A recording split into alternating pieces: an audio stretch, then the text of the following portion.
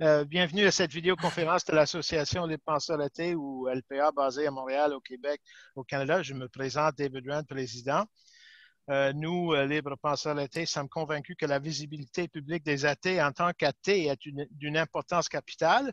De plus, nous sommes d'avis que la franche critique des religions et de toutes les religions, de toute croyance surnaturelle, est non seulement un droit citoyen, mais une nécessité et un devoir. Au meilleur de nos connaissances, notre association LPA est la seule association explicitement athée au Canada qui appuie la laïcité, la vraie, la laïcité qui comprend la séparation entre religion et État, qui appuie donc la loi sur la laïcité de l'État au Québec. Nous sommes intervenus devant la Cour supérieure du Québec en appui à cette loi. Aujourd'hui, j'ai le grand plaisir de vous présenter notre conférencier qui est une militante polonaise de renom et une grande amie, Mme Nina Sankary, de la Fondation Kazimierz Leszczyński à Varsovie, en Pologne. Sa formation académique a été en philologie russe et en langue et civilisation française.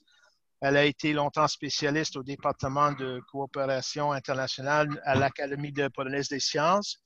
Elle est militante laïque, athée et féministe, cofondatrice de plusieurs associations féministes, laïques, penseuses et athées polonaises et internationales. Cofondatrice et vice-présidente depuis 2013 de la Fondation Kazimierz Leszczyński, qui se bat contre la recléricalisation de Pologne et pour la liberté de conscience et d'expression partout, défendant les droits des femmes, des personnes LGBT, des athées et de toute personne discriminée sur la base des motivations religieuses. Elle a écrit et traduit des articles pour plusieurs médias polonais et aussi pour des médias étrangers que vous connaissez probablement comme Respublika, La Raison et Charlie Hebdo. Elle est aussi cofondatrice et rédactrice en chef du trimestriel la revue Athée, le tout premier magazine athée en Pologne. Elle a été invitée à de nombreuses conférences internationales sur la laïcité, le rationalisme, l'humanisme et l'athéisme des droits des femmes en beaucoup de villes en Europe et ailleurs. Et à Beyrouth, au Caire. Elle est l'initiatrice et coordonnatrice des Journées athées, un grand événement international qui se tient annuellement fin mars à Varsovie, auquel j'ai personnellement assisté plusieurs fois. Et en 2018, Nina a été choisie par le plus grand journal polonais, Gazeta Wyborcza, l'une des 50 femmes courageuses qui changent le monde pour le meilleur. Elle a aussi reçu le London Secular Conference Award en 2018 et en 2019, elle a été nommée pour le prestigieux prix polonais Lunettes d'égalité. Une petite note technique, on vous demande de fermer vos microphones pendant la conférence et on peut les rouvrir après pour la période de questions et discussions après. Alors, accueillons notre conférencière Nina Sankary qui parlerait de la droite catholique à l'assaut de l'émancipation en Pologne. Nina. Un grand merci pour cette invitation. Je suis vraiment honorée de parler à l'audience canadienne. C'est pour la première fois de ma vie que cela m'arrive et je suis un peu émue.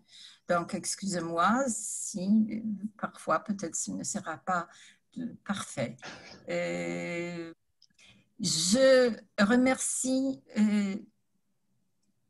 spécialement David Rand de cette invitation, mais aussi de toutes les autres démarches qu'il a entreprises depuis des années qu'on se connaît déjà. On s'est rencontrés à plusieurs reprises à Paris ou ailleurs, mais surtout on apprécie beaucoup que tu es venu plusieurs fois chez nous pour participer à nos journées athées. Et non seulement que tu as participé, mais ta contribution a été toujours extrêmement valable pour deux raisons. Et tu nous as apporté les informations sur le Canada dont nous n'avons pas assez en Pologne, sur ce champ de la liberté de conscience, de la libre pensée, l'athéisme, vu de cette perspective canadienne, mais aussi à chaque fois, et ça, j'aimerais souligner, Et à chaque fois, c'était aussi intéressant parce que canadien, mais aussi très intéressant et valable parce que universel. Je voudrais souligner ces deux qualités que j'apprécie beaucoup. Maintenant, peut-être en allant sur ce sujet, le titre, je veux l'expliquer peut-être au cours de mon intervention, mais déjà en commençant, je voudrais vous dire que depuis longtemps, après le changement de système, après le commencement de la dite transformation démocratique en Pologne, j'allais dans de plusieurs pays de l'Europe pour avertir les sociétés, pour avertir le peuple du danger qu'on nous a couru peut-être en premier après la chute de ce qu'on dit socialiste et qui s'est fait à l'aide de ces changements de système qui devaient nous conduire vers une démocratie mûre, réelle, etc., et pas socialiste comme autrefois, mais elle se fait à l'aide de l'Église et dans tous ces camps, pas seulement en Pologne, il a eu pour le résultat une cléricalisation et ça commençait toujours par les femmes. Donc j'allais en France, en Belgique, en Italie, à chaque fois je disais faites attention parce que tout ce qu'on a pu achever par une lutte acharnée pendant des dizaines d'années, peut quand même être repris, perdu, etc. Donc, ce n'était pas une fois pour toutes qu'on a pu gagner nos droits. Et là, je parlais de femmes, mais peu à peu, et je vais vous montrer dans ma présentation, je me suis rendu compte que je dois aller avertir des attaques contre non seulement la reprise des droits des femmes, mais aussi la reprise d'autres droits humains, par exemple des personnes LGBT, mais pas seulement, mais aussi de la possible dégénération de la démocratie. Et à la fin, nous, en Pologne, on est arrivé à un stade où je parle déjà des attaques à l'émancipation humaine, parce que vraiment ce qui se passe, c'est qu'on veut nous faire revenir à l'époque d'un autre temps, complètement autre temps, et de nous ôter des droits fondamentaux. Et c'est surtout là que je pense de ça que je voudrais parler. Mais je passerai maintenant petit à petit à montrer comment cela se passait. Et puis aussi ce qui en résulte et comment peut-être peut-on ensemble discuter des issues possibles.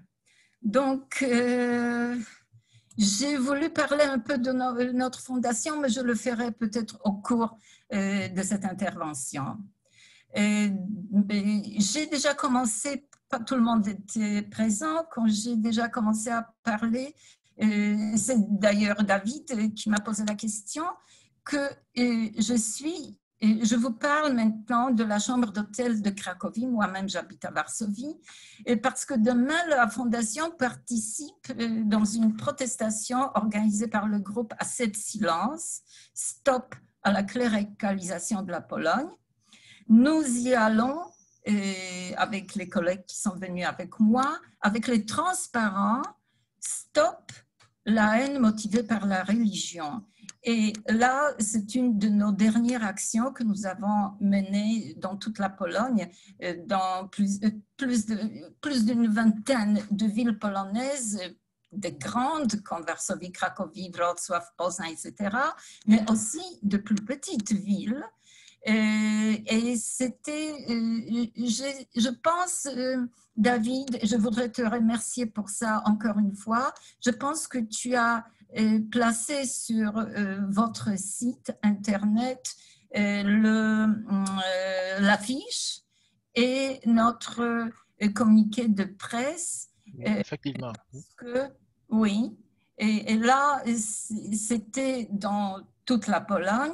Maintenant, nous allons être avec ce transparent, participer, et moi, je dois prendre la parole, comme je dis, devant la curie de Cracovie, où siège le cardinal Dziwisz, qui était la main droite de Jean-Paul II, et contre qui nous avons, il y a des témoignages absolument vérifiés, donc fiables, de ce qu'il savait de plusieurs cas de pédophilie au sein de l'Église catholique, y compris de beaucoup de cas de pédophilie à l'Église catholique de Pologne.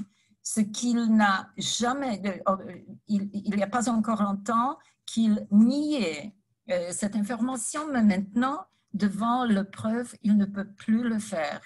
Donc, il y a un grand scandale qui concerne maintenant non seulement le cardinal Dziwisz, mais aussi Jean-Paul II, parce qu'il y a des preuves que Jean-Paul II lui-même était bien informé, mais n'a rien fait. Et c'est quand même assez scandaleux qu'une personne comme ça puisse être le saint, parce qu'il a été béatifié et il est maintenant le saint, il est l'objet du culte. Et la deuxième partie de la marche qu'on va faire demain va continuer jusqu'à le siège de l'archevêque Jędraszewski. C'est une figure absolument horrible. C'est une figure de la hiérarchie polonaise qui, en fait des choses qu'on peut attribuer aux pires pratiques de nazis. C'est lui qui a eu dans son discours cette expression de la peste l'arc-en-ciel. Et cette peste l'arc-en-ciel, l'expression reprise par d'autres évêques, et puis qui est allé plus loin et qui a fini par une situation de pogrom pendant la marche d'égalité en 2019 à Białystok.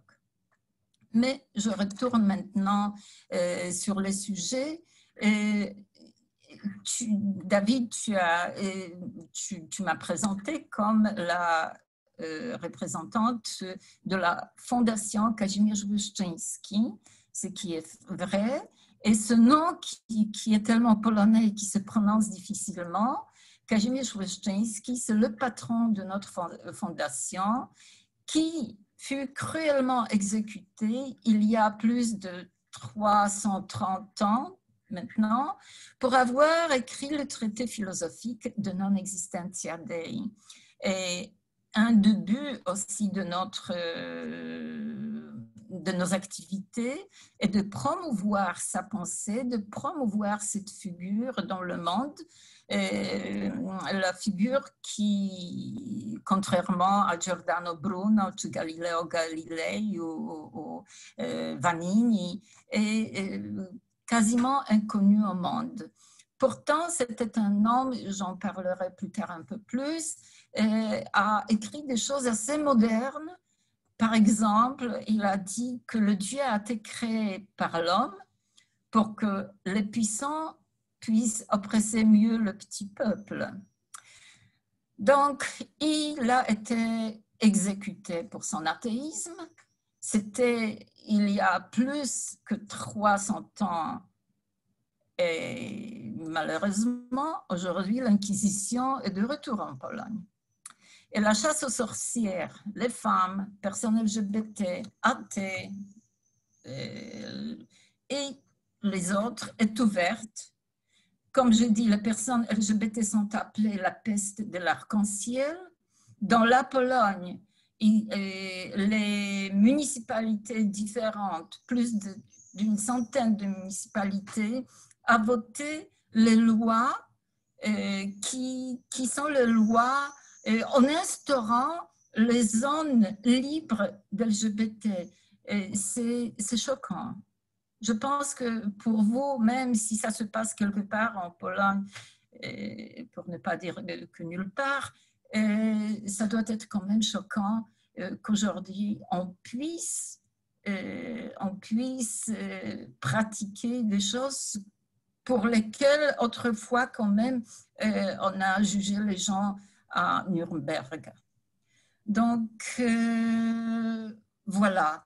Et en ce qui concerne les athées, on n'est pas encore nous exclus de cette manière, mais quand même, il y a des propos, et non seulement des hiérarques, mais aussi des personnalités politiques de haut rang, de la droite fondamentaliste, qui font des menaces, peut-être symboliques, mais quand même, ce n'est pas très bien d'entendre que les athées devraient être déportés parce qu'ils ne sont pas de vrais Polonais, puisque pas catholiques. Donc, moi-même, je pose la question, mais je pense que pour les autres qui connaissent moins la question se pose comment on est arrivé là. Mais avant que je réponde, que j'essaye de répondre à cette question, j'aimerais quand même vous donner un peu d'histoire, histoire concernant les commencements de la pensée, de la liberté de conscience et de l'athéisme sur les terres polonaises. Sur les terres polonaises. Donc, le premier manifeste de la libre pensée, ou même, on peut dire, de l'athéisme sur les terres alors polonaises, à mes connaissances, date du XVIe siècle.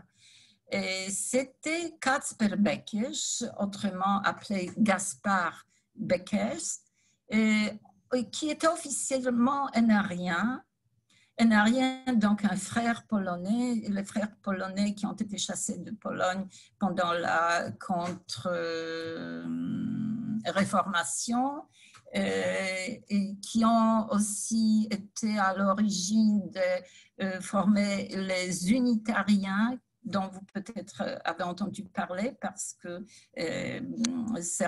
beaucoup de libres penseurs qui étaient le père fondateur des États-Unis étaient à l'origine les unitariens. Donc, officiellement, il était un arien, grand chef de l'armée du roi polonais hongrois Stefan Batory, et il demanda à lui écrire un épitaphe et de l'écrire sur sa tombe. Je vous donnerai juste quelques vers de cet épitaphe. C'est dans ma traduction, excusez-moi. Je dois éteindre mon mobile que j'ai oublié de faire avant. Excusez-moi. Donc,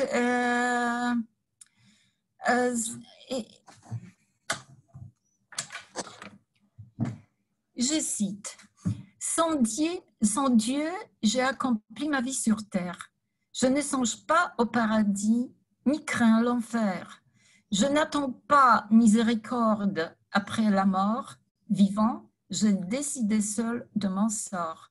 Ne me tourmente ni corps ni l'âme, mort avec moi, qui, bien ici, ont terminé leur dernière voix. L'épitaphe était plus long, mais je pense que cela déjà donne une idée de ce qu'il pensait, ce qu'il affirmait du au revoir Et c'est pour cela qu'après sa mort en 1579, qu'aucun cimetière ne l'accepta.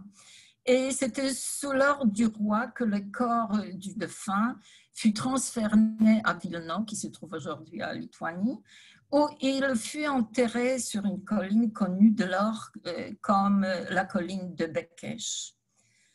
On cite quelques autres cas de non-croyants, ouvertement non-croyants dans la région, mais il n'était pas de grande importance à ce moment. Et au XVIIe siècle apparaît justement Kazimierz Wyszyński, le grand philosophe polonais, qui est patron de notre fondation.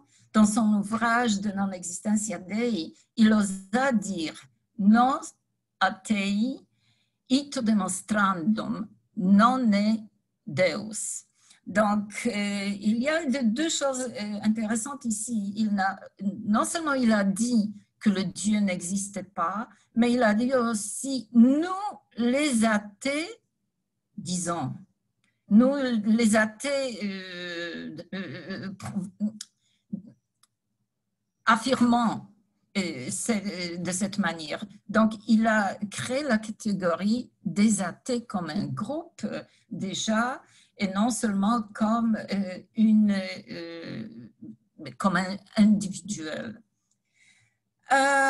Donc, en fait, peut-être il a été torturé et livré à une mort très cruelle, pas à cause de ce traité, mais parce que ses opinions ont nui aux intérêts de l'Église. En tant que juge, par exemple, il a ordonné aux jésuites de rendre les terres qui ne leur appartenaient pas, de les rendre aux habitants à qui ils les ont illégitimement enlevés et réquisitionnés. Ou encore, Kazimierz Wyszyński estimait au XVIIe siècle, et il le disait, que le mariage n'est pas un sacrement, mais tout simplement un contrat civil. Donc ça, certainement, n'a pas plu à l'Église polonaise de l'époque. Et en 1689, il fut condamné à la mort au bûcher, mais comme il était noble, il était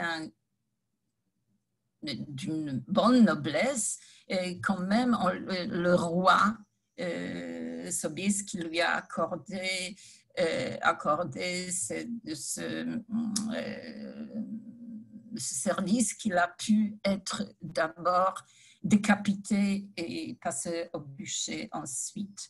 C'est une figure très importante pour nous, pour les athées polonais, parce que cette histoire, lui, sa personne et son œuvre, contredit les accusations venant de la droite catholique, selon laquelle l'athéisme a été enfilé en Pologne sur les baïonnettes de l'armée rouge.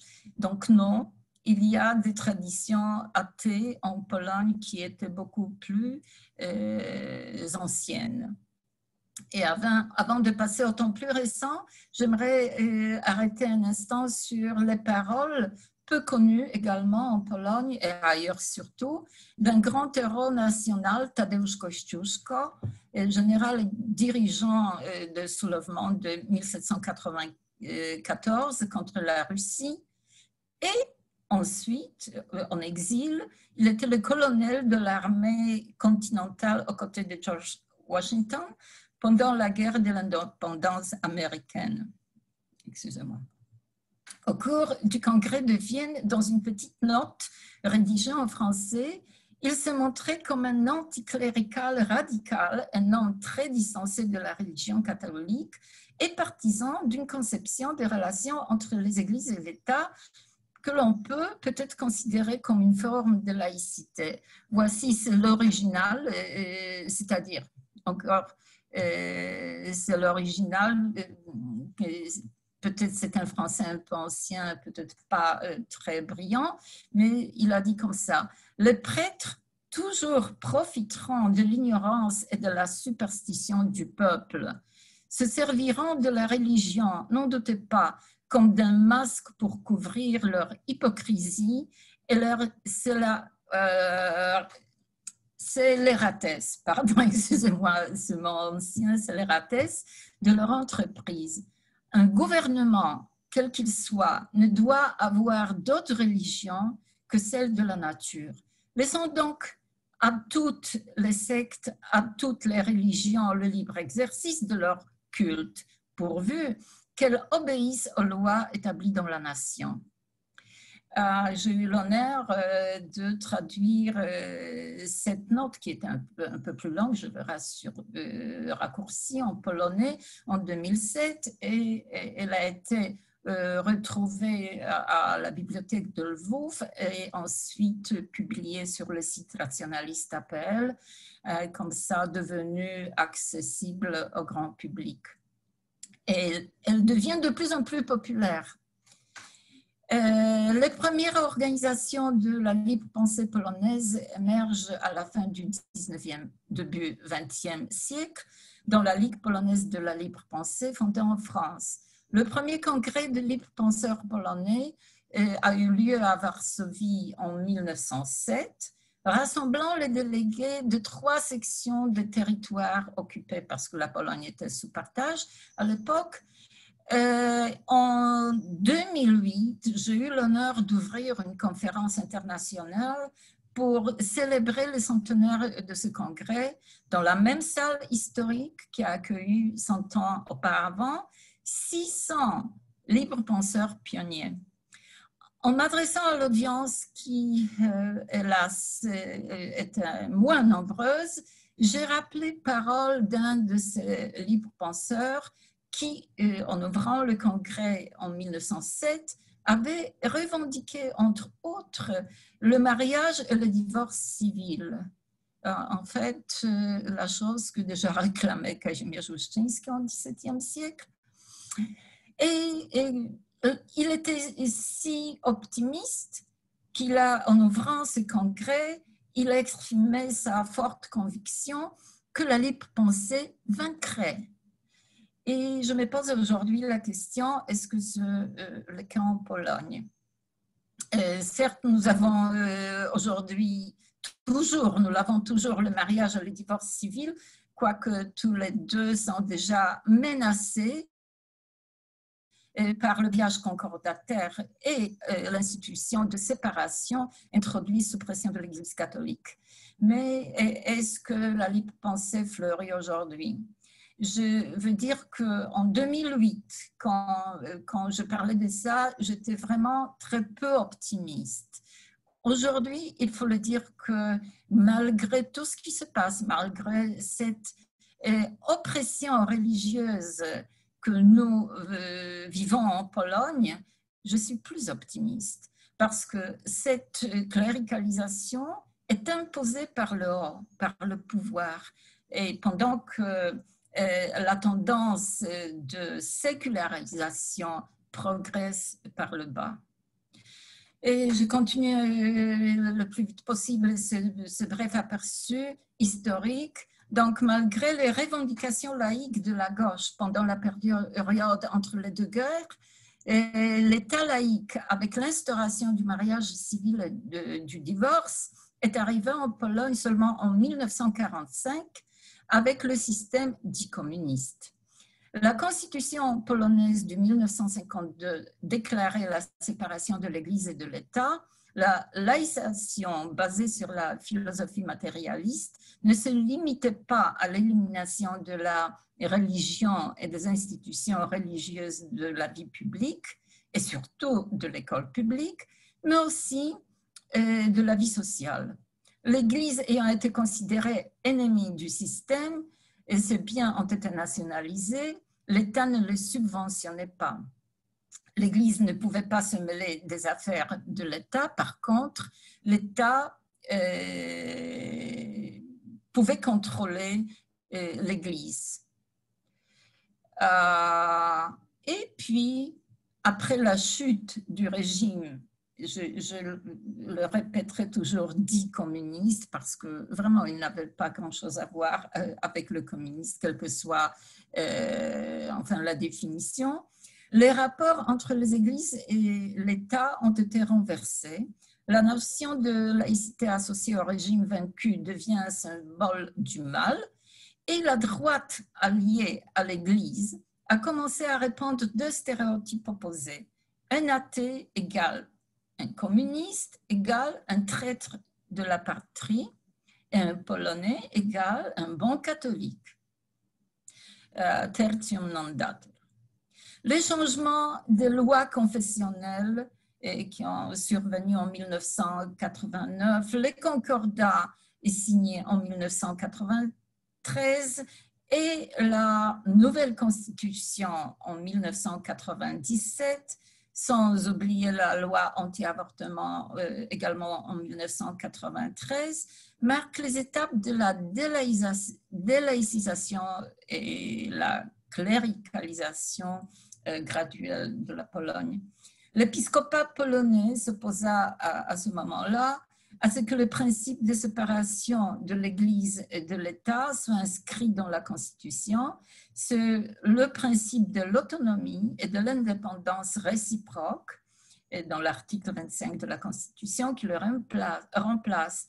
Aussi, ils se sont opposés à ce que soit inscrite dans la Constitution la neutralité de l'État. Cette formule a été remplacée par l'impartialité de l'État envers les convictions religieuses ou philosophiques des citoyens. Seulement, cette impartialité a été interprétée assez vite comme ce que l'État n'est pas un parti. S'il y a un problème quelconque, un problème entre les convictions religieuses et non religieuses. Quoi encore pour dire? L'État garantissant la liberté d'exprimer ses convictions dans la vie publique, quand même, n'était pas protégé contre l'ingérence de la part de l'Église. Et ainsi, très vite, parce que c'était déjà en espace de quelques années, un État qui était auparavant déclarativement athée, ce n'était pas tout à fait athée vraiment, c'était l'athéisation par le haut. Et donc, un État déclarativement athée s'est vite transformé en un État réellement confessionnel. Et pour dire que ça a déjà commencé quelques années, ça allait du jour au lendemain et ça a progressé, cette cléricalisation. Donc, et ça dure jusqu'à maintenant, l'État polonais finance largement les activités religieuses des églises, surtout celles de l'Église catholique. Le total du transfert de l'argent de l'État à l'Église va actuellement jusqu'à une somme de 20 milliards zloty par an, ce qui fait à peu près 5 milliards d'euros. C'est énorme. C'est énorme si on considère tous les autres besoins sociaux. La Pologne n'est pas un pays riche, mais la somme qu'elle paye à l'Église, c'est vraiment une somme extrêmement très haute, pas à la hauteur d'un budget, si déjà on devait le mesurer. L'État salarie les aumôniers aux écoles, de même pour les aumôniers de l'armée, de la police, des pompiers, de tous les services en uniforme, et qui ont par ailleurs le statut de, pas ce service, mais ces aumôniers ont le statut de fonctionnaire de l'État. Conformément aux lois particulières dans chaque cas, l'État finance totalement de nombreuses universités et académies catholiques ou facultés théologiques ou écoles théologiques privées et facultés théologiques aux universités publiques et aussi théologiques privées.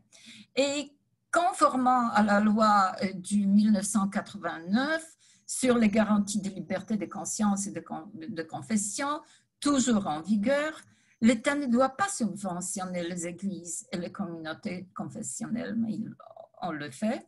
Une commission jointe de l'Église commune, de l'Église et de l'État travaillait sur le financement des institutions, des institutions et des biens de l'Église et du clergé, de la restitution, sur la restitution des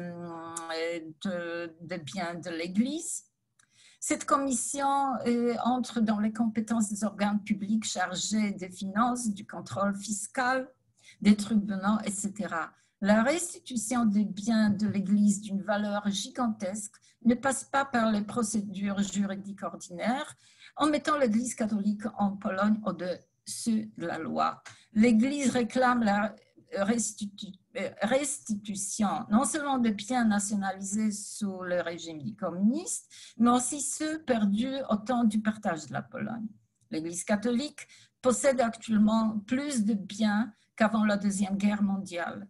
Elle s'engage directement dans la vie politique du pays de plusieurs façons, en incitant à voter pour les candidats appuyés par l'Église, mais parfois sans succès, en montrant son soutien à certains politiciens, en censurant les projets de loi, etc., etc. L'alliance du trône et de l'autel est un fait en Pologne et une ministre au premier cabinet de Jarosław Kaczyński, pendant leur première cadence de leur gouvernement en 2007, elle est allée jusqu'à considérer, l'a dit publiquement, l'Église catholique une des plus importantes institutions d'État. Donc, ce cabinet comportait des ministres, vice-ministres et plusieurs autres personnalités appartenant à Opus Dei. L'arrivée au pouvoir de la plateforme civique de Donald Tusk n'a pas changé grand-chose. Le gouvernement a fait des concessions à l'Église sur toutes les questions controversées, la fécondation in vitro, la note de catéchèse comptée dans la moyenne, la religion au bac, etc. C'est sous pression de l'Église catholique qu'une loi anti-avortement des plus restrictives en Europe est toujours en vie. Et maintenant en vigueur en Pologne. D'abord, c'était une loi, là je reviendrai parce que les Polonaises, durant 37 ans, ont pu profiter de l'IVG, c'était sous la Pologne populaire, et donc elles ont perdu ce droit d'abord par une loi anti-avortement qui était appelé, l'est toujours, le compromis. Seulement ce compromis a été conçu avec les évêques et pas avec les femmes, et avec la démocratie, ce qu'on va voir tout à l'heure. Et maintenant, récemment, puisque le gouvernement n'a pas réussi à faire voter la loi d'une interdiction totale de l'avortement, et il a passé par un verdict du tribunal constitutionnel, le tribunal qui l'a déjà repris, donc qui est déjà le tribunal du gouvernement du parti au pouvoir. Et ce tribunal a jugé que ce compromis abortif est inconstitutionnel. Donc, voilà la situation maintenant en Pologne en ce qui concerne les droits des femmes.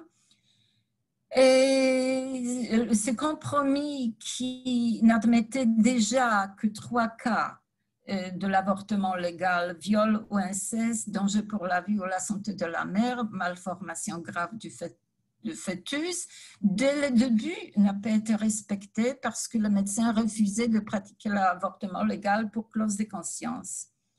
Et cette loi a déjà coûté la santé et la vie de plusieurs femmes en Pologne. Il y a beaucoup de cas que je peux citer, mais il ne suffirait pas le temps pour entrer dans les détails. Donc, l'Église impose sa morale et ses opinions négatives sur la contraception et l'éducation sexuelle. Et en ce qui concerne la contraception, plusieurs pharmacies ne vendent plus des contraceptifs à cause de clauses de conscience. L'éducation sexuelle est bannie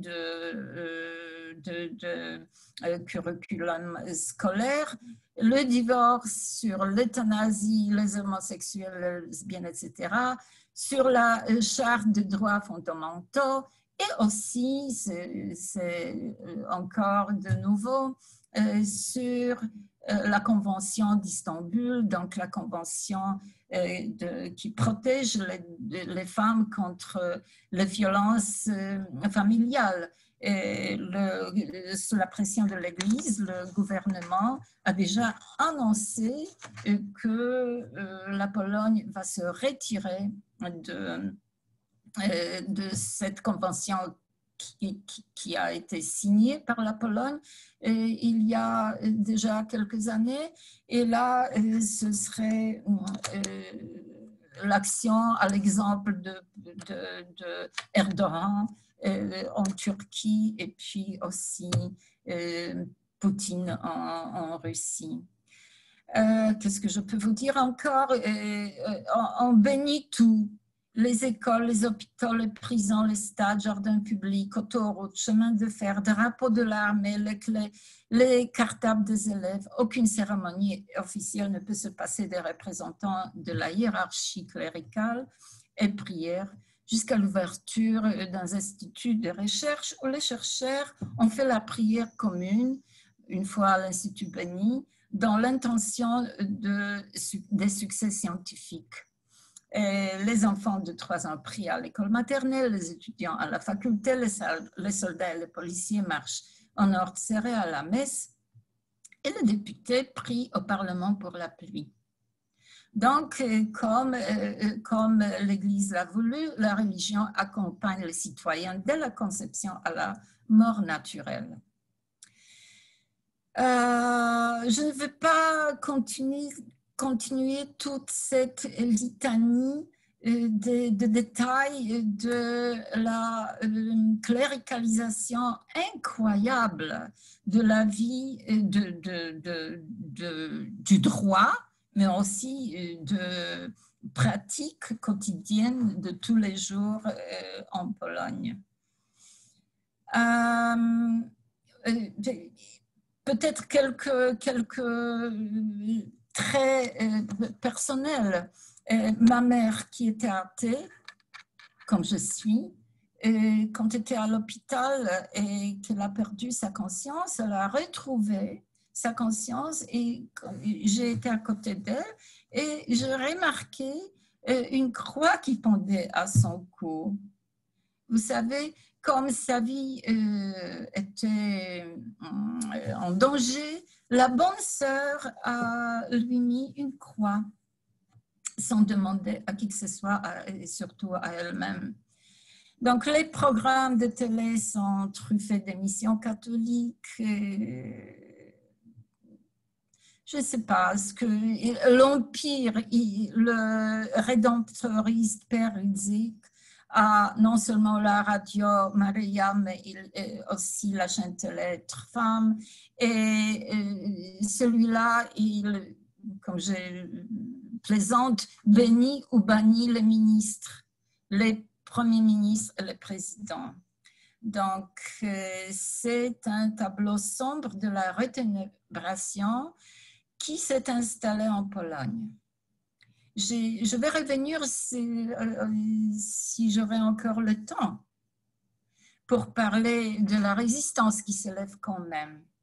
Donc, je ne suis pas apologiste du système précédent qui avait ces déficits dans le domaine économique, dans celui des libertés individuelles.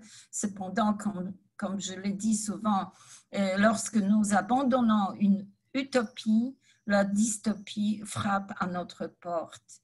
Et alors, finalement, les gens ont commencé à descendre massivement dans la rue de villes polonaises aujourd'hui pour protester contre la violation de leurs droits.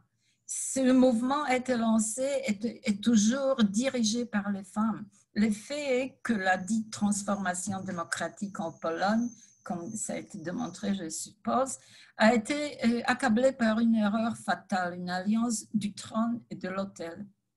et plus précisément une alliance de la droite qui a pris le pouvoir avec l'aide de l'Église.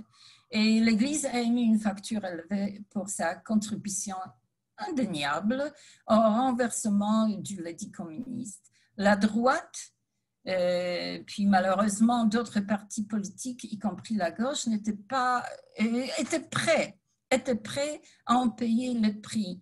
Et ça a commencé, cette transaction a été payée et continue de l'être dans une monnaie qui s'appelle les droits humains.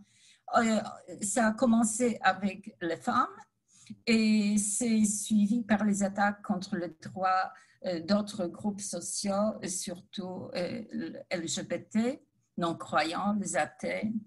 Et puis les attaques sur les autres, sur les libertés,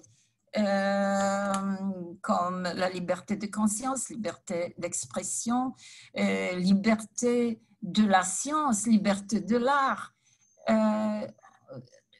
C'est-à-dire, nous sommes arrivés à un état où nous vivons sous le règne d'un gouvernement autoritaire. Et si on regarde en arrière, peut-être ça vaut la discussion, mais on voit de plus en plus clairement que ce qui s'est produit à l'époque, ce n'était pas tellement une transformation démocratique.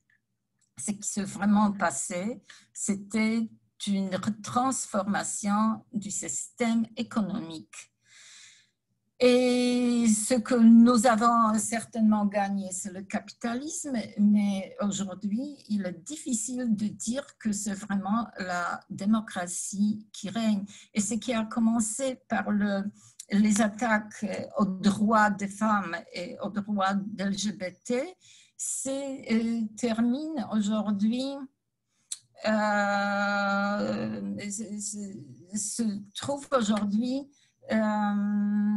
se termine par une fascisation du pays.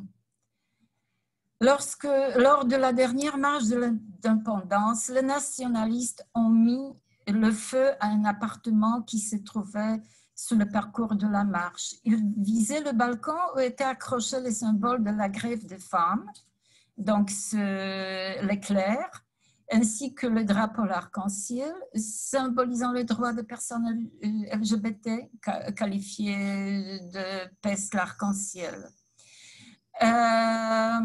Donc, ils ont incendié un appartement en bas de celui-là, mais ces fascistes ont été libres de le faire et jusqu'à maintenant, on n'a pas, je n'ai pas le savoir, on ne sait pas si les coupables ont été trouvés et jugés. Donc, voilà, je ne sais pas, il me semble que nous approchons déjà de 55 minutes. Je ne sais pas combien du temps j'ai encore. David? Oh, ben, quelques minutes. OK. Alors, peut-être je me dirigerai vers la conclusion.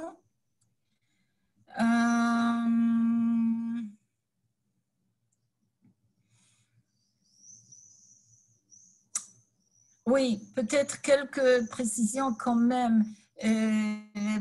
Quelques précisions quand même aussi sur les autres champs où cette clérication ravage la vie. Je parle des sciences. Notre ministre de l'Éducation et des Sciences actuel, Czarnek, dernièrement a déclaré qu'il est un partisan de la liberté de conscience dans la science. Et c'est pourquoi ce serait interdit de juger l'approche des scientifiques chrétiens qui vont exposer leur opinion chrétienne dans les champs de la science, et c'est vers ça que nous allons. Et il a mis énormément de l'argent, je ne me rappelle maintenant pas de somme, pour faire l'édition d'une encyclopédie qui est truffée encyclopédie en polonais et avec la traduction anglaise également, qui est truffée de trucs insensés, vraiment des choses qui n'ont rien à voir avec la science. Donc, en ce qui concerne la liberté de l'art, la liberté de la littérature,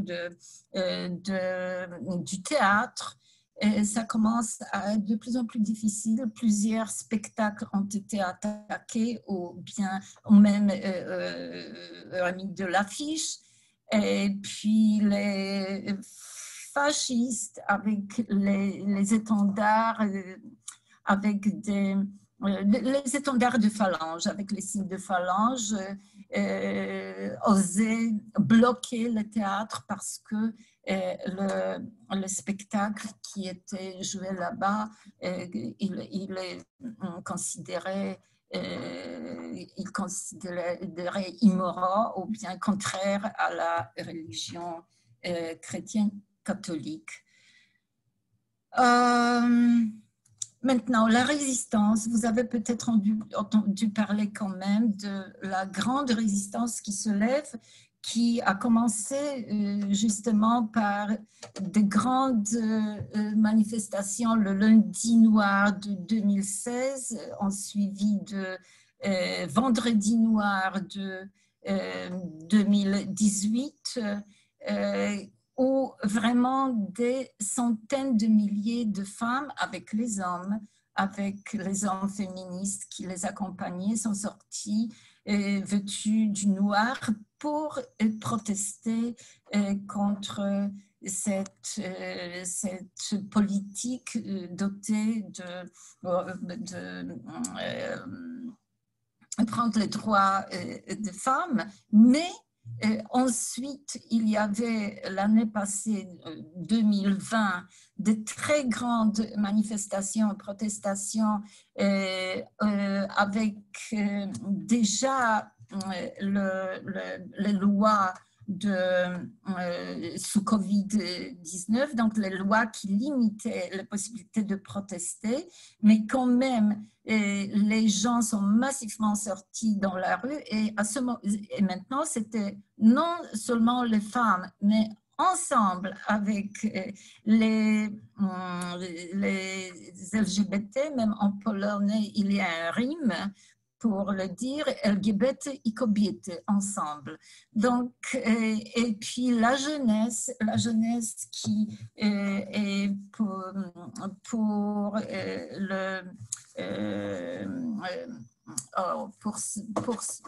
contre le changement climatique.